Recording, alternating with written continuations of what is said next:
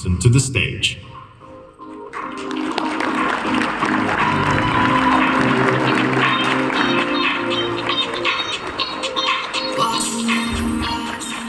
Well, afternoon.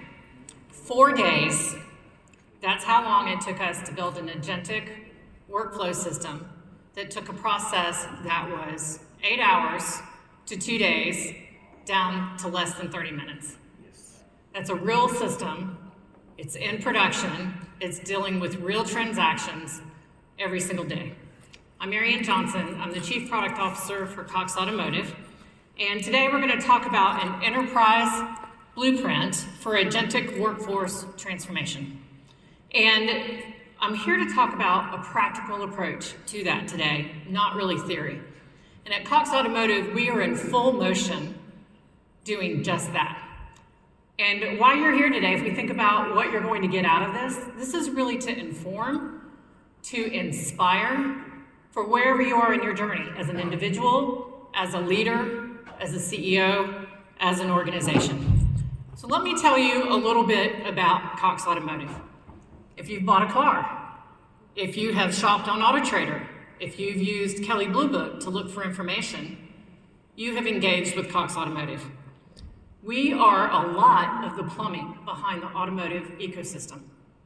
We also help power this $1.3 trillion industry.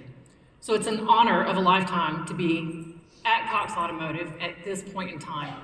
I have the honor to lead an over 7,000 person organization that's made up of product managers, software engineers, technologists, data scientists, and security specialists. And in that particular organization, I really feel like I get to serve that team. And to give you a feel for scale, we have over 680 Scrum teams today. We deliver every year over 10,000 feature function to our customers, usually on the average of 20 to 30 net new products a year as well, every year. We are an accumulation of many acquisitions, 70 plus acquisitions. We have taken those acquisitions plus our in-house innovations, and we've taken all of that to the cloud over the years. We have been super intentional about our data, instrumenting our data, capturing our data, connecting our data. And we've been doing AI for quite some time. It is a large enterprise, it's complex, and it's the kind of complexity that a transformation at that scale cannot be theoretical. You have to be super intentional. And for a while, we've been talking about being data first and AI enabled. But when agentic hit a little over a year ago, the reality of that had us shift it to AI first, data differentiated. So the future of work, when we think about what's going on right now, I want to share what that transformation looks like at scale. The breakthroughs, the challenges, the wins, the unexpected wins that we're seeing, and quite honestly, the things that we are still figuring out and the answers that we are tackling. There's examples of AI agents that we have in production that are compressing things that would normally take many, many months into a short few months into weeks. We have things that would normally take weeks that are taking days and sometimes hours. We are living this transformation daily right now. And we started that journey not just in my organization of product, tech, and data, but across the entire 30,000 person organization. I would ask all of us to stop thinking about AI and the breakthroughs that are happening as a tool. I would want you to start thinking about it as a foundation. It is a foundational item for how you go to market and how you run your operation. Becoming AI native is where everything is going. I'll say that's where the world is going. And the future isn't coming for what we're talking about. I believe it's actually already here. And companies that focus on being AI first, moving to what I would call AI native, that is where the advantage is going to be. It's going to give you an advantage that's going to last years, not months. To be AI first and data differentiated, I was talking about that. Everything starts with understanding what is possible. True transformation is not just incremental and incremental improvement with AI. It is really how you make decisions, and how you decide to take advantage of what is now possible. There's a difference between AI that assists, that AI that actually does the work, or AI that acts. Traditional AI, many of us in the room, and certainly Cox Automotive, has been around AI for 10 plus years, actually well more than that. And traditional AI is going to help you predict, it's going to help you inform, it's going to help you make decisions. But the difference that's happening right now is AI agents have autonomy. They have agency. You can give it a goal, it can take action for you, it can learn as it's doing, it can achieve the goal that you give it, the outcome. And we would want you to be super intentional about how you do that. And many of the solutions that we're seeing require minimal human intervention. It's a mindset shift, and it's from assistance really to autonomy. I really want to challenge everybody that I'm talking about reimagining how work gets done. There's a powerful synergy, and I know most everybody that's at this conference realizes it. The amount of data that is available now is unlike anything we've ever seen. The data infrastructure that has been built. Then you think about the cloud infrastructure from a compute perspective, and then you start having this breakthrough that we've had with large language models and different aspects of AI, and those converging at the same time. With those converging at the same time, you're seeing exponential things that you can do now that you never could have imagined before. It is reimagining. Many of you probably have learned Lean. If you've ever learned Lean, you can't unsee waste. But this is more than that. You take that and you give it a 10x factor, and you start thinking about an agentic mindset. It's different. And I'll give you some examples of that. For an example, if you have a legacy system, or you've ever worked with somebody that has a legacy system, what if you had an agent go discover what that code is, document it, and then ask the agent to actually modernize it for you? That's now possible.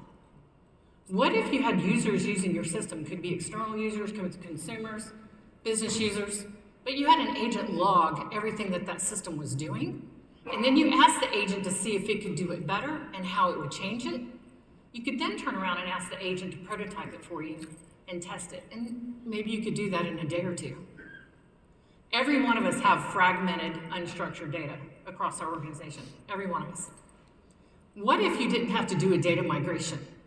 What if you could have agents and large language models, or any particular model per se, go and explore that data, rationalize it for you, and help you get to an outcome without having to take 6 months, a year, years even, to do a data migration? All of that is possible. I'm sharing those examples with you because I want you to think about the phrase, why not? Everything that we're looking at right now, everything that we're doing, we're saying this is an outcome we want to achieve. How can we get there? And why not look at an AI solution to see if it can help do it? You got to think differently. So I'm asking you to say that out loud to yourself, and I'm not kidding. When you're in meetings, I expect you to say, why not? I want you to rethink that. One of the phrases that I've been using personally for the past 2 years is pragmatically aggressive. I want to be pragmatic about how we execute, but you can't wait. And you can't go slow. So you have to balance the two. I would say you have to really focus on value and whole company value. This innovation really started out as a technology innovation, but it can't stay there. It has to be a whole company approach, a whole vertical approach, a whole industry approach. I am very blessed to have many of my leadership team sitting here. I'm going to call out my CEO, Steve Rowley, my Chief People Officer, Michelle Parks, are partnered alongside with me and the entire executive team driving that AI-first transformation. And that's what it takes. It takes a CEO that has the spirit and the gumption to say, this is what we're going to go do. And we're going to do it responsibly. So thank you to my leadership team for doing that. It is a people-first transformation. It is the future of work. I call it a mosaic strategy because you really have to think about not only its productivity for every single individual that's doing work, but it's also thinking about how you transform how your work happens. It's every functional area. It's every job, it's every role. We're taking a balanced approach in that mosaic. Everybody is being lifted up by productivity every day. And we're trying to look at every role, every function, as how do you get better, AI enhanced every day. But then we're looking across the entire organization by function. It could be accounting, HR, it could be finance, it could be talent acquisition. And what are the biggest use cases that you can find that you can level up your productivity and your outcomes and do that in a way that frees up your talent to work on things that are strategic, that require human brain power, building relationships and connectivity. So it's both. It's bottom up, but it's also enterprise across with your biggest impact areas as a focus. And you can't do this without doing it super intentionally to do it well. You have to be responsible. The responsible AI is a big deal. One of the things that we've been thinking about is how to do it the right way. We've been instrumenting that in our actions. Observability. I am a geek, it is one of my favorite words. If you think about observability, I need to know what's happening. I need to have agents that are registered. I need to have audibility, traceability. When a model is making a decision, I need to know why it made that decision, and I need to be able to explain it. Many of us work in regulated environments. You have to be able to be super intentional about how responsible you are. I have to use an automotive analogy. It wouldn't be true to myself. You have to drive the car while changing out the parts. The system has to stay up. You can't have outcomes that are different than what your clients expect. So all the fundamentals of how you run your business today still have to be true. And AI assisting humans to AI agents working autonomously and reimagining how work gets done. That is the challenge, and it's where your strategy meets where your work comes together. So to talk about this AI agents working autonomously, I want you to start thinking about managing agents as employees. There are some companies already now that have agents have employee IDs in their system. You are going to have agents. You may have robots, depending on your business, and depending if you have a manufacturing. So you may be managing a group of robots, you may be managing a group of agents, and employees.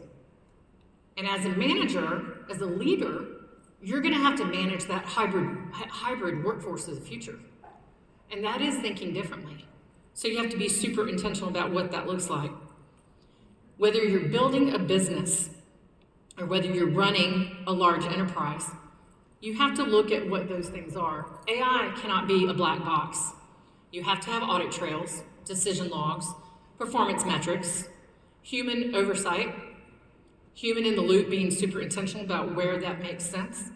We don't look at it as AI replacing the human. We look at it as augmenting them, freeing them up, just like I said, for strategy and creativity. And it requires new leadership. How are you going to coach an agent? How are you going to know with that particular model maybe isn't performing as well as the next model? How are you keeping up with model evaluation? These are different types of skills than we've seen before, and they're going to require different leadership. Governance, at the end of the day, is not a negotiable item. You have to build, again, whether you're running an enterprise or whether you're a startup, it doesn't matter your size.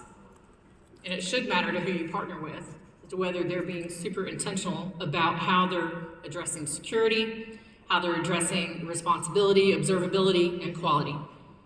Speed does not exempt you from responsibility. Speed doesn't always indicate value. And size does not exempt you from responsibility. So you cannot sacrifice speed for security or innovation for governance. And leaders, all of us, have to master the combination of the both. Speed with security, innovation with governance, and agility with discipline. And it's balancing those. Trust is important. I think once you start down this path and your customers have a reason not to trust you because they're getting a different outcome, trust is hard to gain back. Consumers will trust when you're transparent with them as well. We deal with 5.1 trillion data points of a vehicle every year. We deal with 2.9 trillion consumer insights a year and millions of transactions daily. And that seems like it's volume. But when you deal with that kind of scale, you cannot afford to move so fast that you break things. But we have to move fast and we have to build trust. So when I think about enterprise trust at scale, it's non-negotiable. It's security. It's reliability. It's my favorite word, observability. And it's also picking the right partners. Security, every model, every agent, workflow meets the same production standards. You don't expect, if you have software engineers or you have builders who are building things, to skip compliance steps. You expect them to follow policy. The same is true for an agent. You have to give the guardrails to an agent. As an example of that, you don't want to have the agent over-credential access. You also want to make sure that you're asking the agent to do the things with the right outcome and raise a flag when it's not. Reliability, it's consistency for customers. It can't be 90% of the time that it's right. You have to look and you have to learn. The observability gives you the tracing of the decision, the output, the action, and you can diagnose if you're seeing a problem and if you see model shift, so you can take action. You have to stay on top of it, and those of you who are already engaged in it know that every month, every 2 months, things are changing. I want to pivot a little bit about something that is changing, and it's changing fast. And I'm sure all of you, yes, we're all business people in this room, we're also consumers as well. And I know many of you, whether you're in ChatGPT, whether you're in Gemini, maybe Perplexity, you're going in and you're just asking for an answer. You're not asking for a search. If you think about how search is changing, pause for a minute and think about the 25 years of search, where we always indexed on keywords. We were trying to optimize web content for those search engines, so that hopefully you could be on the first page. That is changing.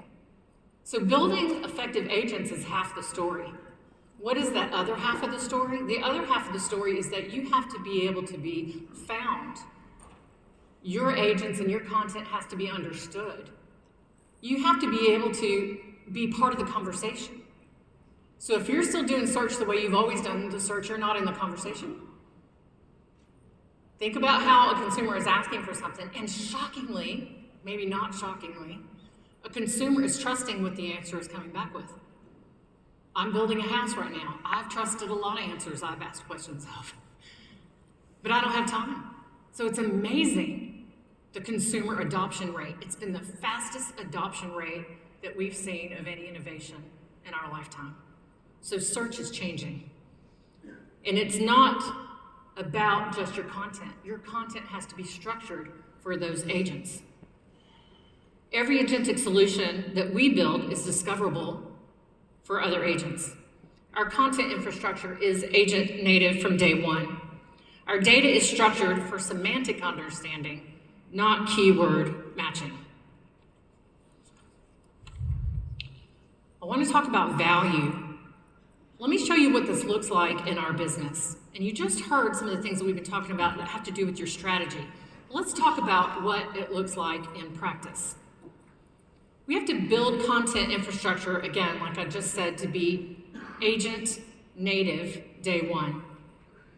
Again, don't forget the agents are reasoning, they're contextualizing, they're taking action, they're not just retrieving. The challenge that we are facing, all of us are facing, and that we're acting on right now is the orchestration of layers of agents that are coordinating across agents while maintaining your data lineage, your audit trails, and your compliance. Embedding AI into your client-facing, your customer-facing solutions is all about client experience and getting to outcomes. We have many platforms and solutions that we bring to market. One of those is a CRM called VIN, and we have used our proprietary data, the unique data insights that we have, to drive that client experience and to drive value. AI agents are only as intelligent as the data that you're leveraging with. Anybody can pull a large language model or they can create an agent, but if you're not informing it with good data, and in many times where you want to really be differentiated is proprietary, unique data that's informing that agent, that is where you're going to get to that value. Data is your moat. I talked about the volume of the data that we have, but it's not necessarily all the data that we have. It's the connectedness of the data that goes across. Seeing the vehicle from the time the vehicle rolls off the manufacturer's lot all the way to the next life and all the points of interaction that a vehicle has in between. And every time a consumer is shopping, looking, buying, servicing a vehicle, and understanding that and then connecting it across, that gives you value. That's that 1 + 1 = 3 magic that we're all looking for. The software engineers getting the value that we're talking about, everybody thinks it's just about code. It's not just about code, but yes, building software has always been an expensive proposition. And a lot of times it can take time. That is changing, and that is changing rapidly. We do a pretty good job from a software development lifecycle perspective, a product development lifecycle, but we are transforming that to an agentic development lifecycle. The roles are changing. The team size is changing. How you can create value quicker, you can prototype faster, get client feedback faster, and then you can go to market faster.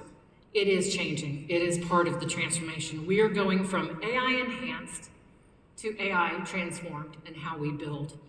And it is something that we are measuring with attitude and aptitude towards AI.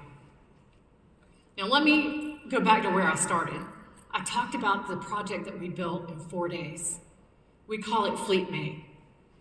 The client that we had a key client that asked us for a very big ask in a very short period of time.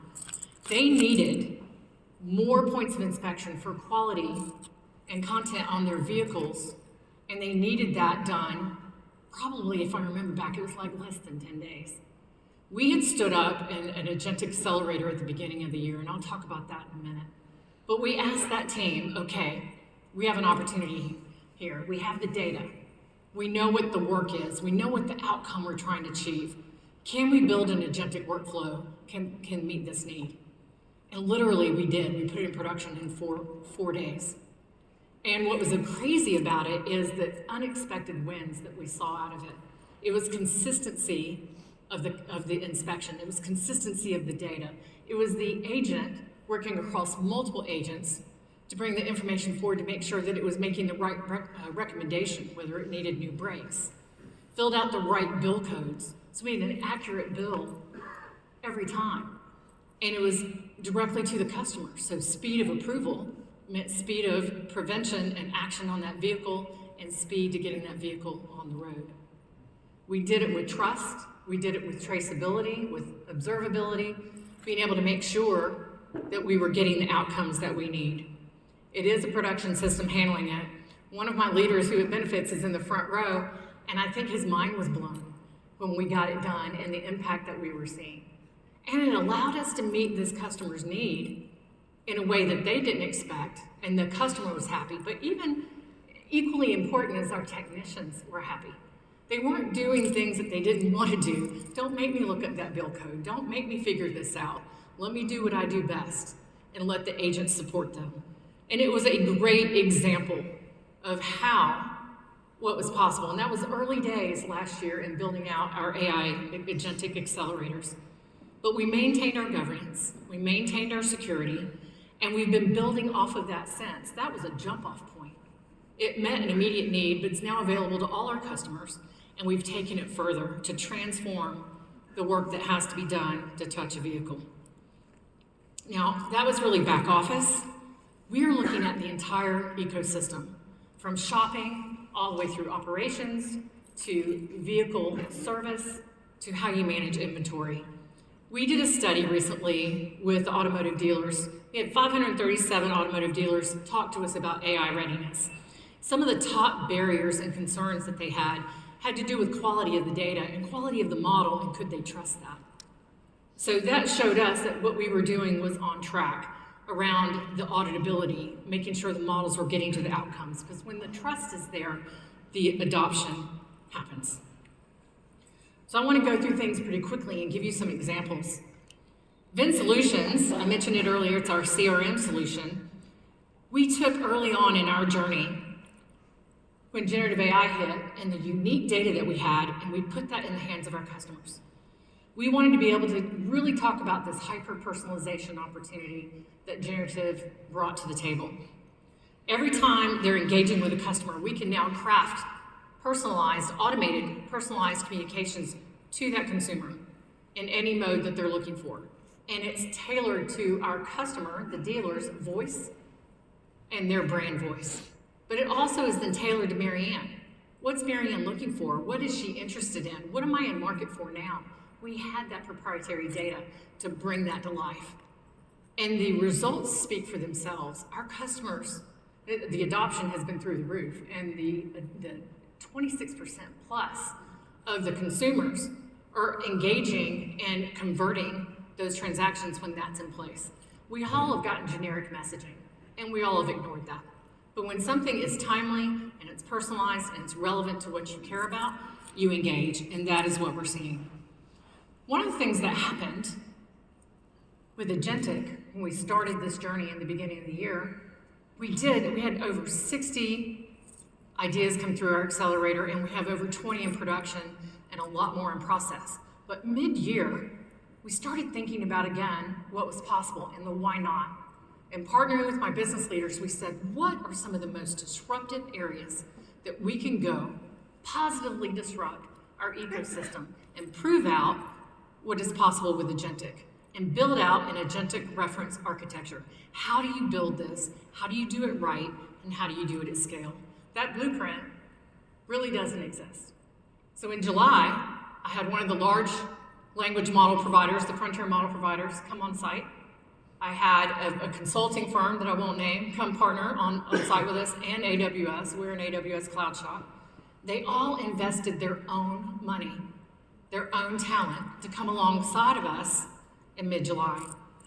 We pulled people out of their day-to-day and we put them in a room for 2 weeks with those Agentic SMEs, our own SMEs, and these 3 key area partner SMEs.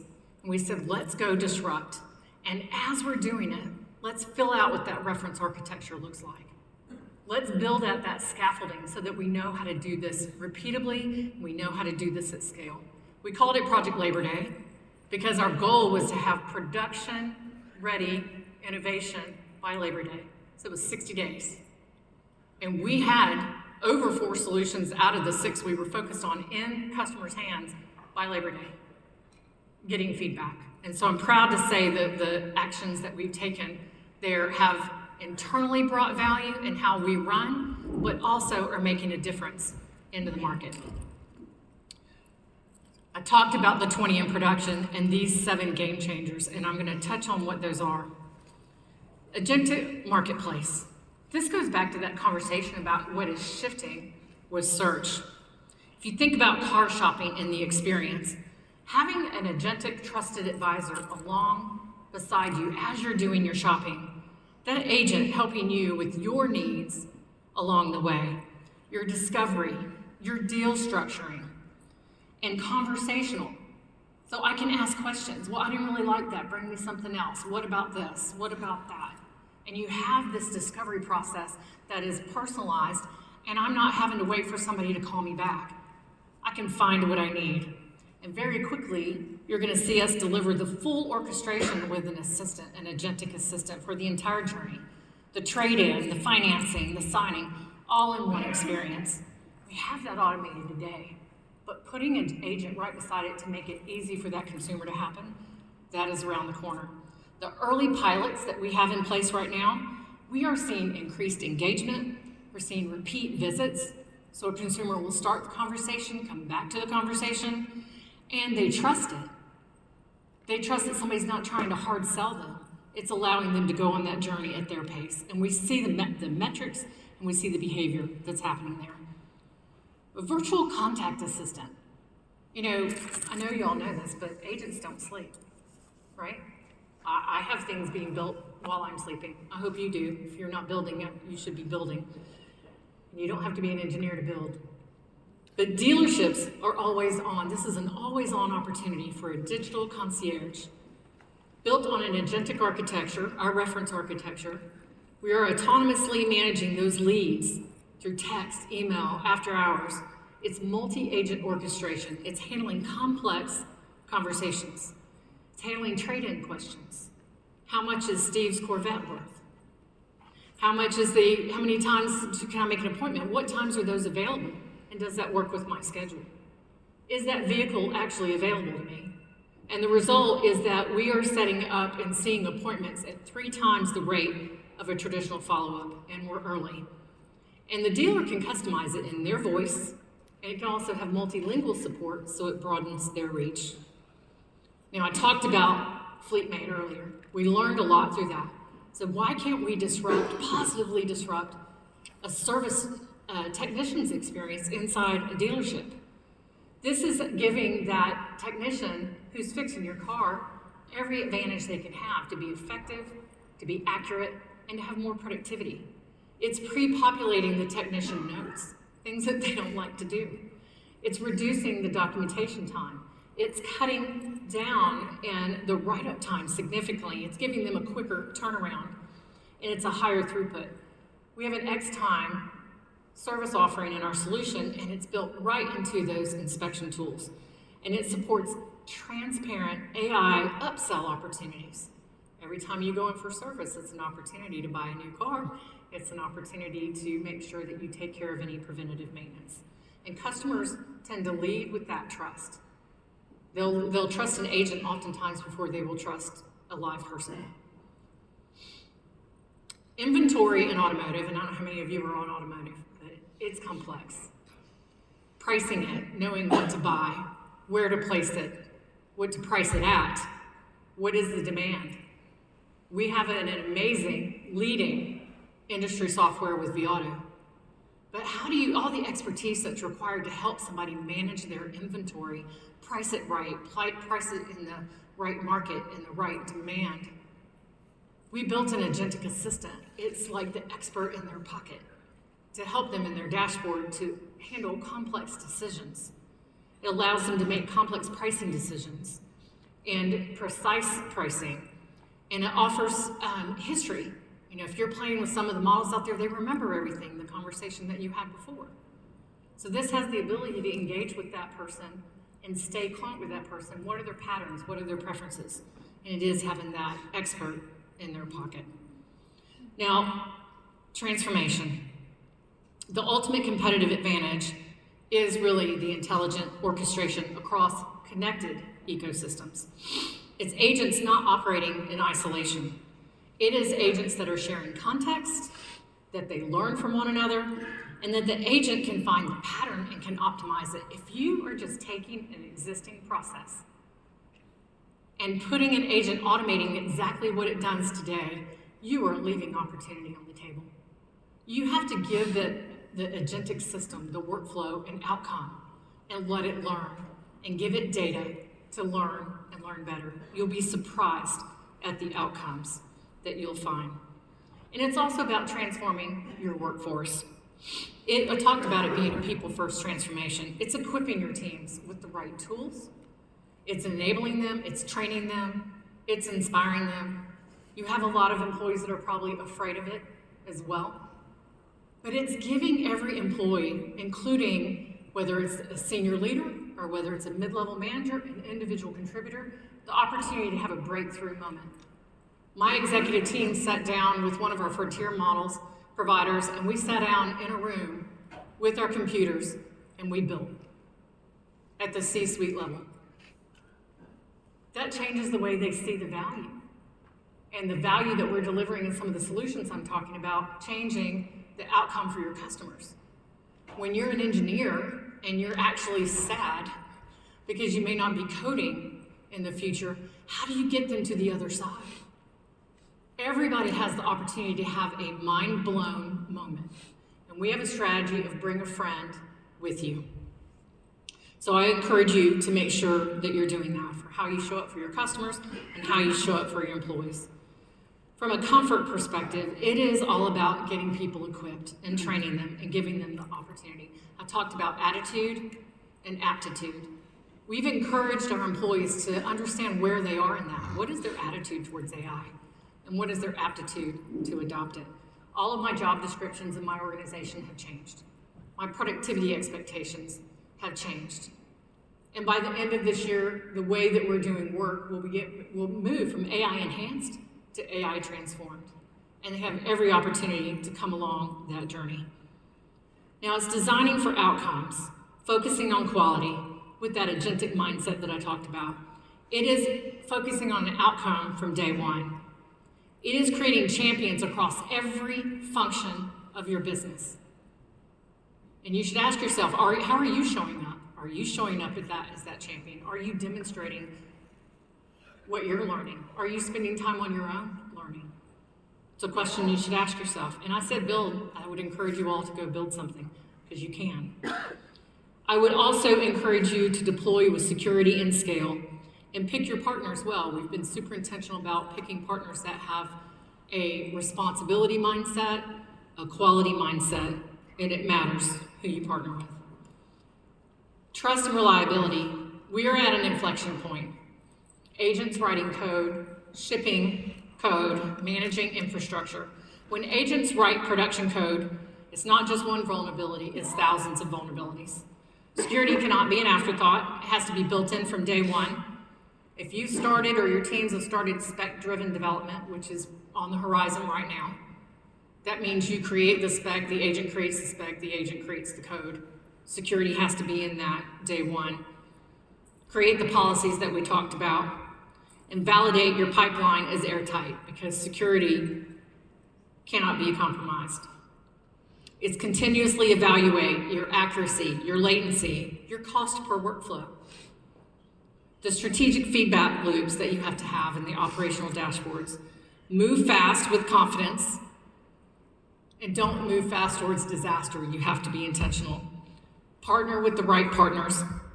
And transformation enterprise scale will speed with confidence, will give you a way to do it on solid ground. So I want to just give you a couple of tips to leave you with. Start with clear KPIs on what success looks like for your organization. It is all about outcomes. I mentioned earlier, faster code doesn't always mean created value. Develop productivity measurement frameworks beyond code. It is focused on outcomes and value. Agentic AI requires a whole company transformation. It's not just the tech org. You need every functional area partnered with you. And it's often the value that goes across those functions to get to an outcome. Very rarely does a department work independently to create value for an enterprise by themselves. Get your C-suite hands-on, not just in presentations, actual homework. Give them those breakthrough moments. Give them a little bit of the shock and awe of what's possible. And if you haven't had that shock and awe of what's possible yet in your organization, find a few experts, unleash them, and start creating it. Measure the attitude, measure the aptitude, not just credentials. Partner with companies that understand enterprise scale and responsible AI. The power of what we are seeing is incredibly exciting. It's also a little scary.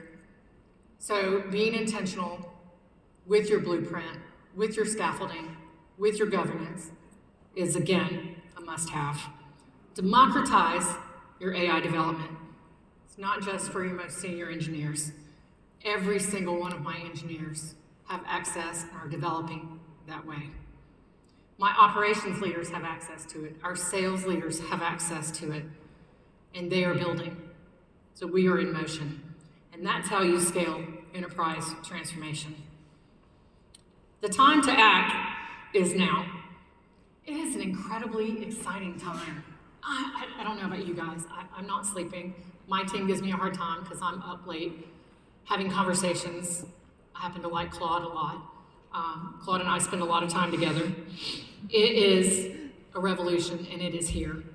The future is about humans and AI working together at a level that we have never seen before.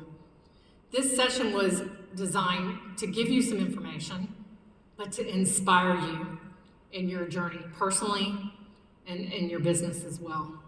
And it's to inspire you as for what your next step is for your organization and for you as an individual. And if you're in automotive and you don't know Cox Automotive, we would love to meet you. We would love to partner.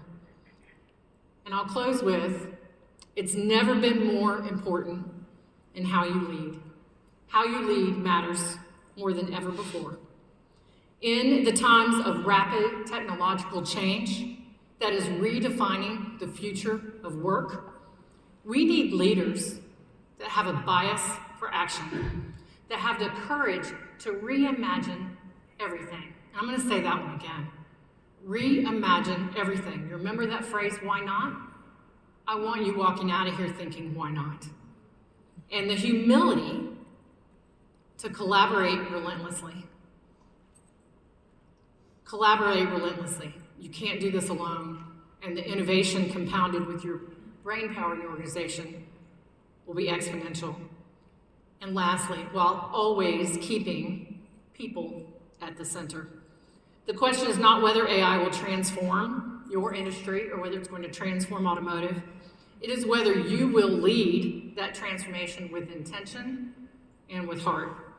So let's talk about moving forward together to take full advantage of what is now possible and do it responsibly. This is not about theory, it's about practical action, and the time to act is now. Thank you.